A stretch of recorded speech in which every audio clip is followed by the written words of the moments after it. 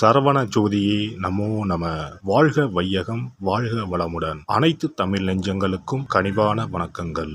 நிகழும் ஸ்ரீ மங்களகரமான குரோதி ஆண்டு நவம்பர் மாதம் 16ஆம் தேதி சனிக்கிழமை அன்று பிரதமை திதியில் கிருத்திகை நட்சத்திரத்தில் வரியான் நாமயோகத்தில் பாலவம் கர்ணத்தில் அமிர்தயோகம் கூடிய நன்னாளில் இந்த மகத்தான கார்த்திகை மாதம் பிறக்கிறது. கார்த்திகை மாதம் என்றாலே ஐயப்பனுக்கு விரதம் ஆரம்பிக்கக்கூடிய காலகட்டம் ஆகும். மற்ற எந்த மாதத்திற்கும் இல்லாத தனிச்சிறப்பு கார்த்திகை மாதத்திற்கு உண்டு. இந்த கார்த்திகை மாதத்தில்தான் மழை, வெயில், பனி ஆகிய அனைத்தும் கலந்த காலநிலை நிலவும். கார்த்திகை மாதத்தில் கார்த்திகை தீபம், சோமவார விரதம், உமா மகேஸ்வர விரதம், கார்த்திகை ஞாயிறு விரதம், கார்த்திகை விரதம், விநாயகர் சஷ்டி விரதம், முடவன் முழுக்கு, கார்த்திகை மாத வளர்பிறை, துவாதசி, துளசி கல்யாணம் போன்ற வழிபாடுகள் மேற்கொள்ளப்படுகின்றன. சூரிய பகவான் விருச்சிக ராசியில் சஞ்சரிக்கக்கூடிய கார்த்திகை மாதத்தில் சூரிய புதன் சேர்க்கையால் புதாதித்ய ராஜயோகமும், சூரியன் குரு எதிரெதிர் ஸ்தானத்தில் சஞ்சரிக்கும் போது சம சப்தம யோகமும், சூரியனுக்கு தனஸ்தானத்தில் சுக்கிரனின் அமைப்பால் வேசி யோகமும் உருவாகிறது. இந்த கிரக அமைப்பினால் உங்கள் ராசிக்கு இம்மாதம் ஏற்படும் சுபம் மற்றும் அசுப பலன்கள் என்ன என்பதனையும், அசுப பலன் ஏற்படுமாயின் ராசிக்காரர்கள் செய்ய வேண்டிய பரிகாரம் என்ன, வழிபட வேண்டிய தெய்வம் யார் என்பதனை பற்றியும் விரிவாக காண்போம். பிறக்கப் போகும் இம்மாதத்தில் உங்கள் வாழ்வில் வளமும் நலமும் செல்வ செழிப்பும் பெற்று வாழ்வில் உயரிய நிலையை அடைய எல்லாம் வல்ல எம்பெருமானை வேண்டி விரும்பி கேட்டுக்கொள்கிறேன். கும்பராசி அன்பர்களே, இந்த மாதம் எதிர்பார்த்த காரியங்களில் வெற்றிகள் கிடைக்கும். வீண் வாக்குவாதங்களை தவிர்ப்பது நல்லது. அக்கம் பக்கத்தில் இருப்பவர்களுடன் சில்லறை சண்டைகள் ஏற்படும்.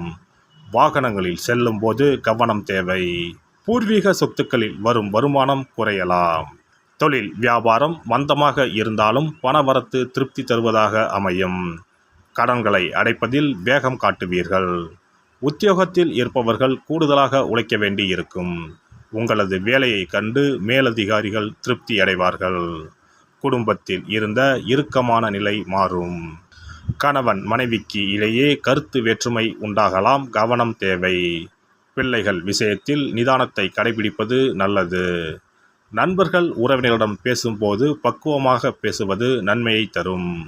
பெண்களை பொறுத்தவரை எந்த காரியத்திலும் சாதகமான பலன் பெற வாக்குவாதங்களை தவிர்ப்பது நல்லது. வெளியூர் பயணங்களின் போது கவனம் தேவை. கலைத்துறையினருக்கு இருந்த பிரச்சனைகள் குறையும். பேசி எடுக்கும் முடிவுகள் நன்மையை தரும். அடுத்தவர்களுக்காக எந்த பொறுப்பையும் ஏற்காமல் இருப்பது நல்லது. அரசியல் துறையினரை பொறுத்தவரை வழக்கத்தை விட கூடுதலாக உழைக்க வேண்டியிருக்கும். பொருள் வரத்து கூடும். வெளியூர் பயணம் செல்ல நேரலாம். வெற்றி பெற தடைகளை தாண்டி உழைக்க வேண்டி இருக்கும். பெரியோரின் ஆலோசனைப்படி செயல்படுவது நல்லது. மாணவர்களுக்கு கல்வியில் வெற்றி பெற கூடுதலாக உழைக்க வேண்டியிருக்கும். உங்களது நடவடிக்கைகள் பெற்றோருக்கு திருப்தியை தரும். நட்சத்திர பலன்கள் அவிட்டம் 3, 4ஆம் பாதங்கள். இந்த மாதம் குடும்பத்தில் சுகமும் நிம்மதியும் இருக்கும். குடும்பத்திற்கு அதிகப்படியான வருமானமும் கிடைக்கும். கணவன் மனைவிக்கு இடையே சகஜ நிலை காணப்படும். குழந்தைகள் திறமையை கண்டு அவர்களை பாராட்டுவீர்கள். உறவினர் வருகை இருக்கும். யாரிடம் பேசும்போதும் நிதானமாக பேசுவது நன்மையை தரும். சதயம் நட்சத்திரம் இந்த மாதம் எதிலும் மிகவும் கவனமாக ஈடுபடுவது நன்மையை தரும். திட்டமிட்டு செயல்படுவது வெற்றிக்கு உதவும். பணவரத்து அதிகரிக்கும். அதே நேரத்தில் செலவும் கூடும். எதிர்பார்த்த உதவிகள் கிடைக்கும்.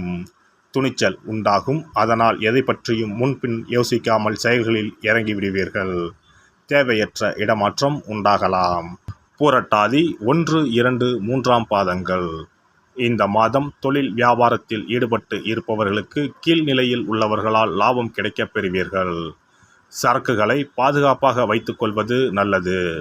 உத்தியோகத்தில் இருப்பவர்கள் எந்த ஒரு வேலையையும் செய்து முடிப்பதில் வேகம் காட்டுவார்கள். சக ஊழியர்கள் மூலம் உதவிகள் கிடைக்கும். சனிக்கிழமையில் முன்னோர்களுக்கு தீபம் ஏற்றி வணங்க உடல் ஆரோக்கியம் பெறும். கடன் பிரச்சனைகள் தீரும். சிறப்பு தொகுப்பு. கண் திருஷ்டிகள் அகன்று தடைப்பட்டு கொண்டிருக்கும் காரியங்கள் நிறைவேற செய்ய வேண்டிய பரிகாரம் என்ன என்பதனை பற்றி காண்போம். வாழ்க்கையில் நல்ல நிலையில் இருந்தவர்கள் கூட திடீரென்று பொருளாதாரம் இழந்து மன கஷ்டங்களுடன் வாழும் நிலை ஏற்படும். இந்த நிலை எதனால் ஏற்பட்டது என்று ஆராய்ந்து பார்த்தால் பெரும்பாலும் அவர்களின் மீதான கண் திருஷ்டிதான் காரணமாக இருக்கும். கல்லடி பட்டாலும் கண்ணடி படக்கூடாது என்று சொல்வார்கள் அல்லவா, அது உண்மைதான். இது போன்ற பிறரின் பொறாமை கொண்ட கண் திருஷ்டியினால் பலரின் வாழ்க்கை சிரமத்திற்கு ஆளாக நேரிடும். இது போன்ற கண் திருஷ்டிகளிலிருந்து எப்படி தப்பிப்பது? இருக்கவே இருக்கிறது எளிதாக கிடைக்கும் ஊமத்தஞ்செடி. தெய்வ சக்தி நிறைந்த செடியாக கருதப்படும் ஊமத்தஞ்செடியின் காய், பூ, இலைகள் என அனைத்தும் தீய சக்திகள் விரட்ட பரிகாரத்துக்கு பயன்படுகிறது. பொதுவாக ஊமத்தம் காய்க்கு கெடுதலை அகற்றக்கூடிய சக்தி உண்டு. நம் வீட்டில் உள்ள எதிர்மறை சக்தியை அகற்றுவதற்கு ஊமத்தங்காய் தீபம் சிறந்த பரிகாரமாகிறது. தெய்வீக மகத்துவம் நிறைந்த ஊமத்தங்காய் மற்றும் பூவையும் எடுத்துக்கொள்ளுங்கள். வீட்டுக்கு அருகில் இல்லை என்றால் நாட்டு மருந்து கடைகளில் கிடைக்கும். இந்த 2 பொருட்களையும் மஞ்சள் தண்ணீரை கொண்டு நன்றாக கழுவி விடுங்கள். சிறிது நேரம் அவற்றிலுள்ள ஈரம் போக ஆறவிட்டு பிறகு அவற்றை ஒரு மஞ்சள் துணியில் குலதெய்வத்தை வேண்டி ₹1 நாணயத்தோடு சேர்த்து முடிந்து வீட்டின் நிலைப்படியில் கட்டி தொங்க விடுங்கள். இந்த முடிச்சை வெள்ளிக்கிழமை அல்லது ஞாயிற்றுக்கிழமைகளில் தயார் செய்து வாசல் படியில் கட்டுவது சிறப்பு. தினமும் வீட்டில் தீபம் ஏற்றி காண்பிக்கும் போது இந்த முடிச்சுக்கும் காண்பிக்கவும்.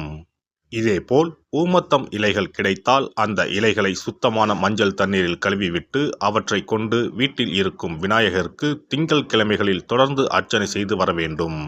ஊமத்தம் பூவையும் விநாயகருக்கு சூட்டலாம். 3 வாரங்கள் தொடர்ந்து திங்கள் கிழமைகளில் விநாயகருக்கு ஊமத்தை இலையால் அர்ச்சனை செய்து ஊமத்தம் பூவை சூட்டி வழிபட்டால் வீட்டில் உள்ள கெட்ட சக்தி நடமாட்டம் மற்றும் கண் திருஷ்டிகள் தீரும். ஊமத்தம் செடியும் சிவபெருமானுக்கு உகந்த இலை ஆகும். இந்த ஊமத்தங்காய் வைத்து சிவபெருமானுக்கு தீபம் ஏற்றி வழிபடுவதன் மூலம் நமது பிரச்சனைகளில் இருந்து எளிதாக விடுபட முடியும். முதலில் 2 ஊமத்தங்காய்களை எடுத்துக்கொள்ள வேண்டும்.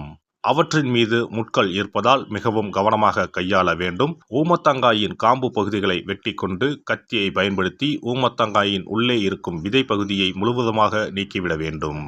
பின்னர் 2 அகல் விளக்குகள் மற்றும் விளக்கு வைப்பதற்கான 2 தட்டுகளை எடுத்து சுத்தம் செய்து அவற்றிற்கு மஞ்சள் குங்குமம் போட்டு வைத்துக் கொள்ள வேண்டும்.